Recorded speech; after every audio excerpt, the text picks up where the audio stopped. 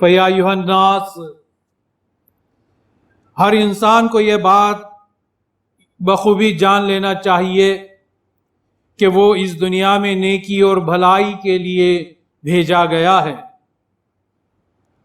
اس لیے انسان کا فرض بنتا ہے کہ ایک مسلمان ہونے کے ناطے سے ہمیشہ نیکی اور بھلائی کرتا رہے اور برائیوں سے بچتا رہے۔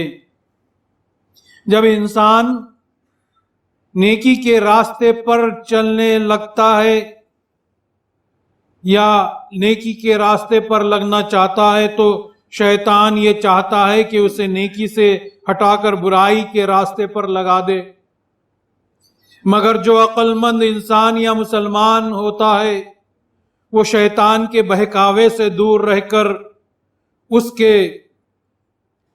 ہتھ کنڈوں میں نہیں پھنستا، مگر اس کے برخلاف آج کل یہ دیکھا جا رہا ہے کہ ہر وقت شیطان ہی انسان پر غالب اور کامیاب نظر آتا ہے۔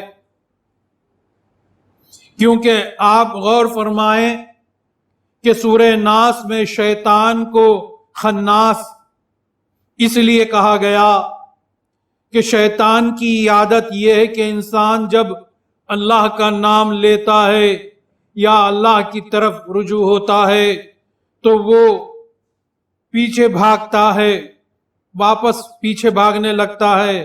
پھر جیسے ہی انسان اللہ سے غافل ہوتا ہے تو پھر شیطان اس کے پاس واپس آ جاتا ہے، اور پھر انسان اللہ کو یاد کرتا ہے تو وہ انسان سے دور بھاگتا ہے۔ یہی عمل وہ مسلسل کرتا رہتا ہے۔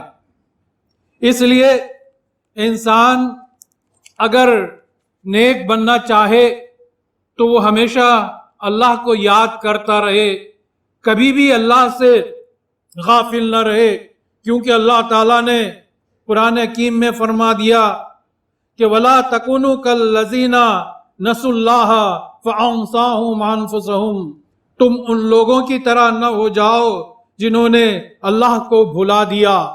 جب وہ انسان اللہ کو بھلا دیتا ہے تو اللہ بھی اس انسان کو بھلا دیتا ہے اور شیطان اس کے پیچھے لگ جاتا ہے۔ رسول مقبول صلی اللہ علیہ وسلم نے فرمایا کہ ہر انسان کے دل کے اندر دو گھر ہیں، ایک میں فرشتہ رہتا ہے اور دوسرے میں شیطان۔ فرشتہ انسان کو نیک کاموں کی رغبت دلاتا ہے اور شیطان برے کاموں کی۔ جب انسان اللہ کی عبادت کرتا ہے تو شیطان دور بھاگتا ہے، اور جیسے ہی انسان اللہ کو بھولنے لگتا ہے تو شیطان انسان کے دل میں برائیوں کے وسوسے ڈالتا ہے۔ یوسوس فی صدور الناس، وہ شیطان انسان کے دلوں میں برائیاں ڈالنے لگتا ہے۔ شیطان کا کام یہی ہے کہ وہ ہر قدم پر اس کوشش میں لگا رہتا ہے کہ انسان کو تباہ اور برباد کر دے۔ پہلے تو وہ گناہوں کی طرف مائل کرتا ہے اور وہ انسان کو طرح طرح سے بہلا کر گناہوں کی طرف لے جاتا ہے، اور اگر اس میں کامیابی نہیں ہوئی تو انسان جو اللہ کی عبادت کرتا ہے اس کی عبادت میں وہ کیا کرتا ہے، ریا اس کے دل میں ڈال دیتا ہے، یعنی نام و نمود اور غرور اور تکبر اس کے دل میں ڈال دیتا ہے کہ دیکھ میں ہی عبادت کر رہا ہوں، یہ تو کہہ دے، تیرے دل میں یہ خیال کر لے۔ اس طرح سے وہ وسوسے ڈالتا ہے عبادت کرنے والوں بندوں میں بھی۔ اس کے شر سے وہی بچ سکتا ہے جو اللہ ہی بچائے۔ رسول اکرم صلی اللہ علیہ وسلم نے فرمایا کہ تم میں کوئی آدمی ایسا نہیں جس پر اس کا شیطان مقرر نہ ہو۔ ایک مرتبہ رسول مقبول صلی اللہ علیہ وسلم مسجد میں تھے، حضرت صفیہ آپ صلی اللہ علیہ وسلم سے ملنے گئے اور رسول صلی اللہ علیہ وسلم واپسی میں ان کے ساتھ تھے۔ راستے میں دو انصاری آپ کے سامنے آ گئے۔ ان دو انصاری سے رسول صلی اللہ علیہ وسلم نے رک کر بطور خاص وضاحت کی کہ میرے ساتھ صفیہ ہیں۔ یہ سن کر دونوں انصاری نے بکمال ادب عرض کیا کہ یا رسول صلی اللہ علیہ وسلم، کیا آپ ہم دونوں کے تعلق سے خیال کرتے ہیں کہ ہم آپ کے تعلق سے بدگمانی کریں گے؟ اس پر رسول مقبول صلی اللہ علیہ وسلم نے جو جواب عرض کیا وہ آج کے ہمارے ماحول کے لیے ایک نصیحت ہے۔ آپ صلی اللہ علیہ وسلم نے فرمایا کہ بے شک میں یہ خیال کر سکتا ہوں، کیونکہ شیطان انسان کے خون کے ساتھ اس کی ہر رگ میں موجود ہے، اور مجھے یہ خطرہ محسوس ہوا کہ کہیں شیطان تمہارے دلوں میں کوئی وسوسہ یا بدگمانی میرے تعلق سے نہ پیدا کر دے، اس لیے بتلا دیا کہ میرے ساتھ کوئی غیر نہیں ہے۔ اور آج ہمارے لیے یہی بات بڑی سبق آموز ہے کہ ہم یہ جانتے ہیں کہ بدگمانی یعنی کسی کو برا ٹھہرانا، یہ روگ آج کل عام ہو گیا ہے۔ حالانکہ بدگمانی بہت بڑا گناہ ہے، پھر بھی ہم اس کی طرف توجہ نہیں دیتے۔ بدگمانی آج کل فیشن ہو گئی ہے۔ جس طرح سے انسان غذا کو استعمال کرتا ہے ہر دن میں، اسی طرح سے وہ بدگمانیوں کو بھی استعمال کرنے لگا ہے۔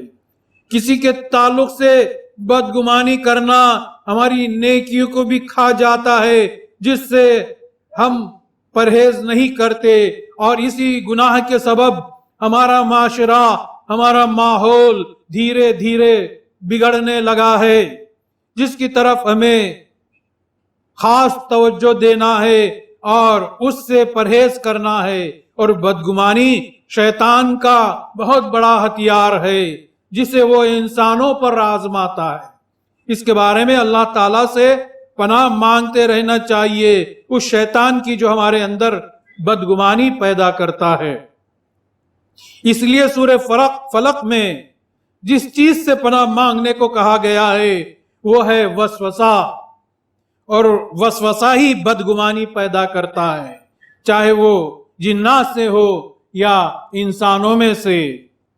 شیطان تو ہر انسان کے پیچھے اور خاص کر مسلمان کے پیچھے لگا ہوا ہے تاکہ اس کی آخرت کو تباہ اور برباد کر دے، اور مسلمان گناہوں میں پھنس کر اللہ سے دور ہو جائے۔ انسان اگر انسان کو نقصان پہنچائے تو اس کی تدبیر کی جا سکتی ہے، مگر وہ جو نظر نہ آئے وہ ہمیں برباد کر رہا ہو تو اس کا علاج یہی ہے کہ ہم اللہ سے مدد مانگے، اس کی حمد، اس کی عبادت کے ذریعے، اور دن بھر میں اپنے گناہوں کی استغفار کے ذریعے معافی چاہتے رہیں۔ اور جیسا کہ اللہ تعالیٰ نے شروع میں فرمایا کہ اعوذ باللہ من الشیطان الرجیم، یعنی اللہ کی عبادت سے پہلے ہمیں شیطان کی پناہ مانگنی چاہیے اللہ سے۔ اور جو شخص اللہ کی پناہ میں آ جائے وہ اللہ کی بندگی میں لگ جاتا ہے، وہ ضرور شیطان کے شر سے محفوظ رہتا ہے۔ اس لیے آئیے ان باتوں کو ہم سمجھنے لگے اور ہمارے دلوں میں ان باتوں کو بٹھا لے کہ شیطان کیا کیا کام انجام دیتا ہے۔ اس لیے اللہ تعالیٰ سے دعا ہے کہ اے باری تعالیٰ، تو رسول و مہدی کے صدقے میں ہم کو شیطان کے ہتھ کنڈوں اور پھندوں سے تو ہمیں بچائے رکھ، اور ہمارے ایمان کو سلامت رکھ، اور ہمیں باعمل مسلمان اور مہدوی بنا کر جلا، اور باعمل مسلمان مہدوی بنا کر مار، اور ہمارا حشر رسول و مہدی کے زیر سایہ فرما۔ آمین ثم آمین۔ بارک اللہ لنا ولکم فی القرآن العظیم ونفعنا وإیاکم بالآیات والذکر الحکیم، انہ تعالی جواد ملک بر رؤوف رحیم۔